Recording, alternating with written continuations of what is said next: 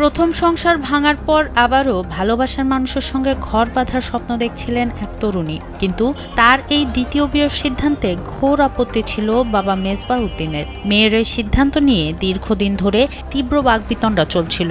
বাবার এই জেদই তার জন্য কাল হয়ে দাঁড়ায়। জানা গেছে, বিয়ে নিয়েই কথা কাটাকাটির এক পর্যায়ে মেজবাহ উদ্দিনকে একটি ঘরে আটকে রাখে স্ত্রী ও মেয়ে। পরে তার উপর শারীরিক নির্যাতন চালানো হয়। তবে তার স্ত্রী ও মেয়ে বলছে ভিন্ন কথা। তারা জানান, বাকবিতণ্ডার এক পর্যায়ে মেজবাহ উদ্দিন হঠাৎ অসুস্থ হয়ে পড়েন। তিনি অচেতন হয়ে পড়লে তাকে হাসপাতালে নেওয়া হয়। পরে চিকিৎসক তাকে মৃত ঘোষণা করেন। স্যান্ডেলিনা সো, রূপচর্চায় আভিজাত্য। আমার মেয়ে এখন বাইরে যেতে গেছে, আমি এখানে ধরছি, ওর বাপা কাছে তুমি ধরো, মেয়েরা ধরো, যেতেছে গা, আমি বাত উঠে না পরে মেয়েরা ধরছি। ও উত্তেজিত হয়ে দুটো দুটো কথা বলতেছে, বুঝছেন? হাতলারা আমার স্বামী মেজবাউদ্দিন হাতলারা কথা বলতেছে, ওরা বলতেছে তুই বেরোবেন তো না, এমন উবুতে মনে করেন পড়ে গেছে।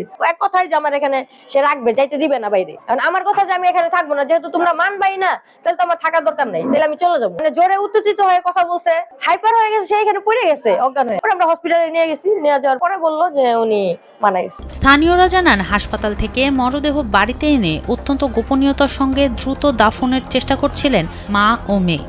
এক বধূ দুই স্বামী। তার প্রথম স্বামীর ঘরের জন্মের বড় কন্যা এই তালা দিয়ে তাকে হত্যা করা হয়েছে। আমরা এই ব্যাপারে এটা সত্য সঠিক বিচার চাই এবং তদন্ত করতে হবে। তার বিয়ার জন্য বলছিল যে তার একটা বাড়ি বিক্রি করছে, বাড়ি টাকা দিয়ে তাকে আনুষ্ঠানিক করে মানে সুন্দর করে বিয়া দিবে, তো মেয়ে রাজি হয়েছিল না। বা এরকম কথা কাটার জন্য তার স্ত্রী তাকে ধরলো আর তার মেয়ে তাকে বাড়ি দিয়ে মারল। এখন আমরা এটা সঠিক বিচার চাই। শেষ বিদায়ের গোসলের সময় মেজবাহ উদ্দিনের শরীরে আঘাতের চিহ্ন দেখে আঁতকে ওঠেন স্থানীয়রা। মুহূর্তেই জানাজানি হয়ে গেলে এলাকাবাসী পুলিশকে খবর দেন। খবর পেয়ে ঘটনাস্থলে পৌঁছে পরিস্থিতি নিয়ন্ত্রণে আনে পুলিশ। আসামি যারা আছে তাদেরকে থানায় নিয়ে যাওয়ার পরে আর লাশ পোস্টমর্টমের জন্য নিয়ে গেলে ওইখান থেকে আসল তথ্য বেরিয়ে আসবে। কিন্তু এইভাবে সমাধান হবে না। আর এই ধরনের কাজ যদি এটা সঠিক বিচার না হয়, তাহলে এলাকাবাসী যারা আছে, ছেলে মেয়ে, আজকে এই ছেলে মেয়ে করবো, কালকে ছেলে করবে, এইভাবে চলতে থাকলে আমরা সমাজ থেকে বিচ্ছিন্ন হয়ে যাব। ঘটনাটি ঘটেছে গাজীপুরের টঙ্গী এরশাদনগর এলাকায়। অভিযোগের ভিত্তিতে তার স্ত্রী ও মেয়েকে আটক করে পুলিশ। পুলিশ জানিয়েছে, বিষয়টি গুরুত্বের সঙ্গে তদন্ত করা হচ্ছে। ময়নাতদন্ত প্রতিবেদন ও সাক্ষ্য প্রমাণের ভিত্তিতে পরবর্তী আইনগত ব্যবস্থা নেওয়া হবে। খুন হিসেবে বলতে পারতেছি না ভাই, তোর পোস্টমর্টম হবে।